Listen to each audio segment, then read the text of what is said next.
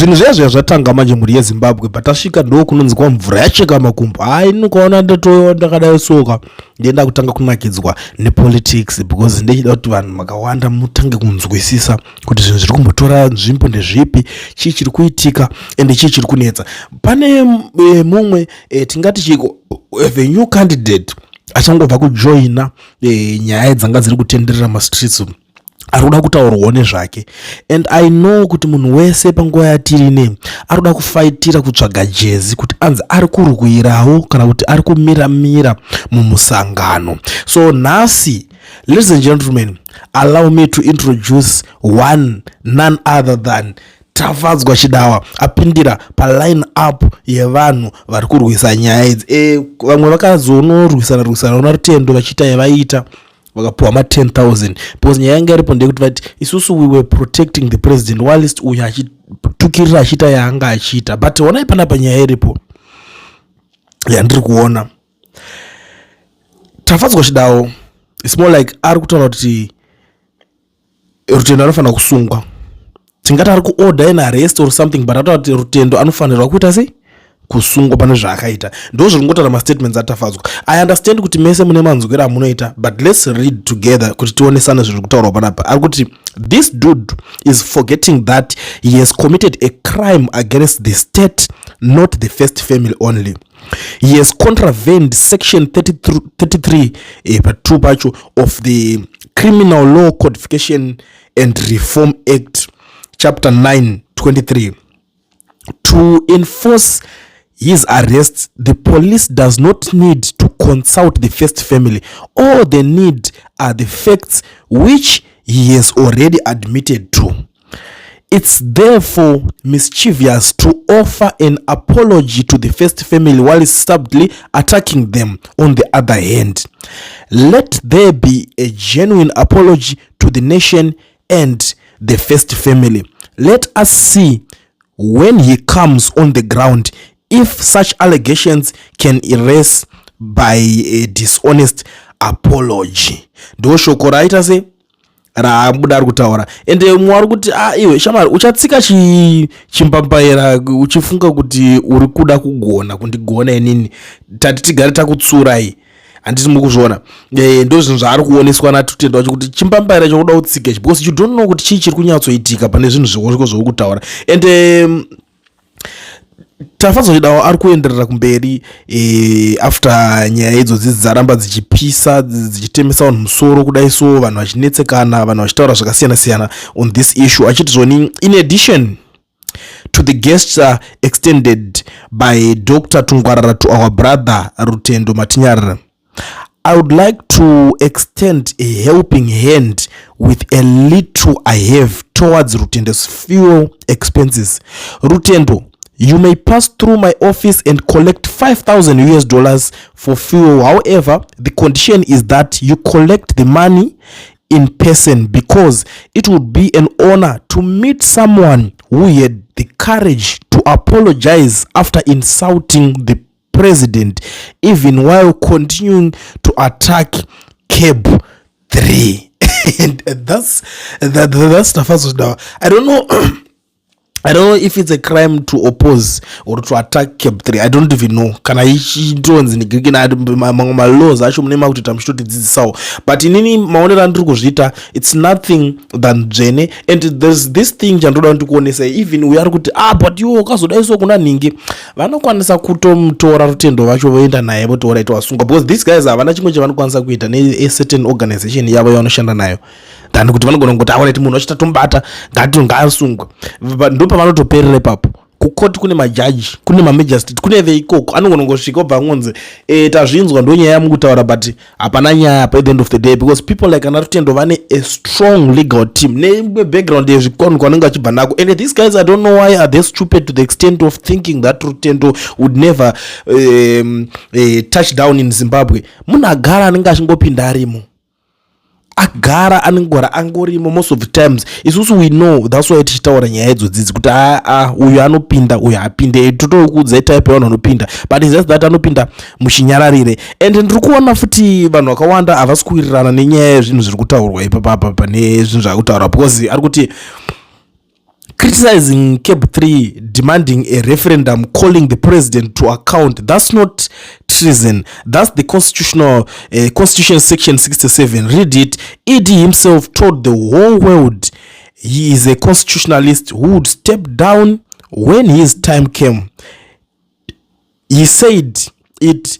So now holding him to his own word is treason, and asking for people who don't agree with the bill not to be abused gets you in treason. Tafadzwa ndiwe wakunyadzisa. Stop bootlicking and using your brain is allowed. So is keeping quiet sometimes. Shanda with your own hands and not waiting for handouts from and political favors. Imagine what will your kids say about you. Nai aunyarere murume mukuru kutamba zvakadaro ndozviri kutaurwa mucomment section yake. Umwe ari kuti iwe shamariwe, iye vari kuzozvipindura kuti aiwa inini handisizvo zvandiri kutaura zvokuti ndiri kuda kurambidza munhu. Hey, you shallow minded, what he apologize for insulting what. So iri timu iriro zvitanoziva ziva dambudziko ravo i1 akaudzwa chokwadi chero munhu aribva kuti hey, shallow minded what. But to me it doesn't make sense, because yari kuti did you pay attention to what Rutendo said, or you just part of the shallow minded choir? He apologized for insulting the president and family, so you are now disputing what he acknowledged. Kukumbira regerero was part of the deal. Ndio zvinofanira kuzikana. Vari vakungotorera chinhu padenga, because hakuna akambobvira amboya kunomira munzira yaRutendo pakasati pabudikira nyaya yemota. Vaitotraya kuzviita iye aingopfura achibvambaradza achienda, haana kana waakatombotarisa. Vazhinji vatone mavanga aRutendo panyaya idzodzi dzeCab 3, panyaya dzefirst family idzodzi vazhinji vanawo mavanga aRutendo, because anga asiri kuita mafanis nechinhu ichochichi. But Tafadzwa, I don't know kuti chakunyazoachiva chia, pasaka ndatoti let's welcome a new member muchinhu ichi. Totombozwa kuti wiki rinerika tinenge tichitofambona naComrade Tafadzwa. It is the good thing that parliament ichange yakavhurwa nhasi, vanhu vachitoya vari kuita imomo muparliament, tichiona kuti bill racho riri kufamba sei, zviri kuendawo nepapi. Because you know ndiri kuona vamwe vacho vari kutozvisimbisa vari kuti Cab 3 is unstoppable. I don't know why are they so sure kuti it's unstoppable, because chinhu chekuni chinogona kungomiswa. Lawyers are there, judges are there, even MPs are there in parliament. Auzive chinhu chiri kufunga munhu anongomuka angoti ndatochimisa chinhu chacho, iwo uri kudedzera kuti it's unstoppable. And as for this guy, I heard kuti he is a failed politician. I don't want to talk about it zvekudaro, but it's something that I heard kuti he's a failed politician. Aida kuitawo MP zvakatorambawo. Saka nawo chauda kuitika ndechekuti maybe vanenge vachinzi saka how can you claim kuti you are a member usina chauri kucontribute. Kana unzai uyu akazopedza masports, because inini chandoda kuti ndionesane nevakomana vesa varakasha vane pfungwa dzimwe dzekuti saka munhu anofanira kungobatwa obva arogwa orwa mavhiri weswa pasi wetwa sei odidididi. Chandaichida kuti ndionesane nethese guys chinhu one, muri pakutaura zvinhu zvese zvamunenge muchitaura izvozvi nepfungwa dzenyu dzese dzakakwana, do you think kuti tungwarara ibalance zvekutadza kuhandla this guy anonzi Rutendo mimi nekufunga kwese kwamunoita imi? Do you think kuti alright maresources ese ari kubudisa achiisa kuti paground kuti ngatichihandla nyaya iyi tisiyane nezvinhu izvi? Do you think kuti akatadza kutora maresources wayo but ngatitotsvaga kana Rutendo wacho kwaari ka, because kana dzatoo nyaya dzekutonzi itreason hazvina basa zvichero wherever you are vanongoengage neInterpol vototanga kutonotsvaga nemunhu. Do you think akatadza here kuti even aigona kutoshandisa something like 5% yemaresources aatoshandisa so far kuti vakwanise kulocate this guy? So why ati alright it's okay, gatikupe mota tokupa nemari yekuti unyarare? So pane dzimwe nyaya dzekuti panenge pakarohwa mamwe madecisions akagarirwa pasi, vanhu vazhinji munenge musiripo, ende pavanokuudzepo kuti vari kuronga nemunhu havakufonerei kudzimba dzenyu. I still remember there was a day paipindurwa a certain question naMnangagwa himself achinzi ko makangobuda munyika wanu vanhu chinyararireko zvakazofamba sei? Zvikanzi mambo auya achikuudzai kuti ndakumbobuda munozongonzwa kuti aita sei abuda. It's just the same. Vakomana apa vanoita madecisions avo nemadhiri nezvinhu zvekuita kuti zviende kumberi. I don't think kuti vanevo vanonokera padhoo pake vachiti shamwari ndiridawo kuti tizodai so. Munozongonzwa kunzi kune chakati chaitwa ka. imosara makaita sei makashamisika koma because muri anagudza mudungwe hamuna any meeting nemusoro yamunodedzwa chenyu chechi chamuri kungoita kungoti ningi ndatokunzwa iwo ngochitotuka saka wazodi ende tuma affiliates for your own information. Let me tell you something. Pamene mwenyaya pane vamwe vanga vakubudikira kuti ne affiliate kakadai so affiliate kanodidididi kutsemura huni for ED kukanya dhaka for ED kupolisha bhutsu for tuma affiliates tokawanda handisida kunanga zita chero saka ndingoti hangu mazita zvakunyuka zvikamiswa zvese zvikanzi ngazvimire because this is nonsense. Patoni kuti brains zaona hadzichashandi. Inini zvangu pachimafia chake chaari kuita Tafadzwa ichi chiri bo because ari kutsvagawo bhegi handisi kuziva but most of the times hakuna munhu anoita zvezvo anopefa asingatsvage mari kutsvaga mari kwake inzara dzinozichiripa vanhu nenzara mari ndo yaari kuda. That's why atotanga kutopinda akutanga kutotaura nyaya idzo munhu wese most of these torakashitokangonzwanzi yapuwa mota noizi yakaitika kusvika vatozotiga nditopa 10,000 because ivo vakanga vari kushanda because ndo vakatanga kusumudza narrative vachipusha saka munhu anenge atuka shwa anobva atopuwa mari kwaisusu tanga tichisimbisa abva kutotonzi vanhu ava they are after money.